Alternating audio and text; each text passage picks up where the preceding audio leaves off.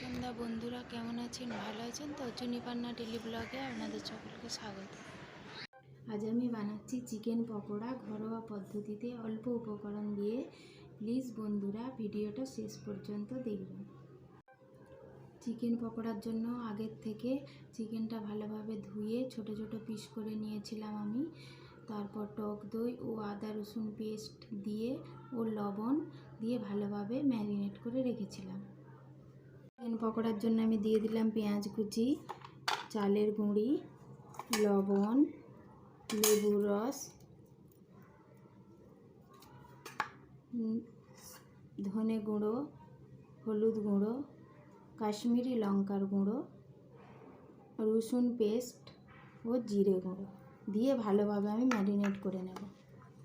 ভালোভাবে আমি মাখিয়ে নিয়েছি।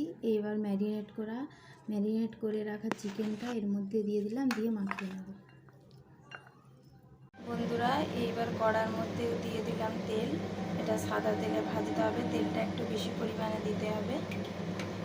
তেলটা গরম হয়ে গিয়েছে নাকি দেখার জন্য একটু দিয়ে দেখলাম, গরম হয়ে গিয়েছে দেখুন। এইবার আমি পকোড়াগুলো দিয়ে দেবো। পকোড়াগুলো দিয়ে দিলাম, দিয়ে এইভাবে ভেজে নেব সব পকোড়াগুলো।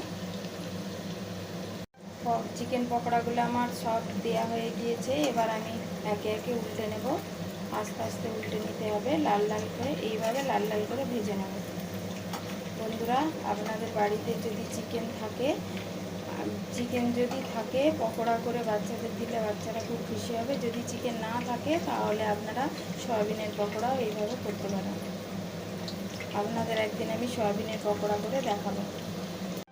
বন্ধুরা, চিকেন পকোড়া আমার ভাজা হয়ে গিয়েছে দেখুন, লাল লাল করে ভেজে নিয়েছি। এইবার আমি তুলে নেব।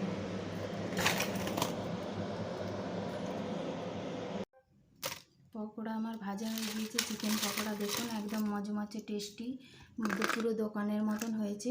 একটা আমি ভেঙে দেখাবো কেমন হয়েছে দেখুন বন্ধুরা, একদম সফট। আমার বাচ্চা খুব খেতে ভালোবাসে এই চিকেন পকোড়া। আপনারাও বাড়িতে বানিয়ে দেখবেন কেমন হয়েছে খেতে, কমেন্টে আমাকে জানাবেন। ভিডিওটা এখানে শেষ করছি বন্ধুরা। শুভরাত্রি, ভালো থাকবেন। আবার দেখা হচ্ছে পরের ভিডিওতে।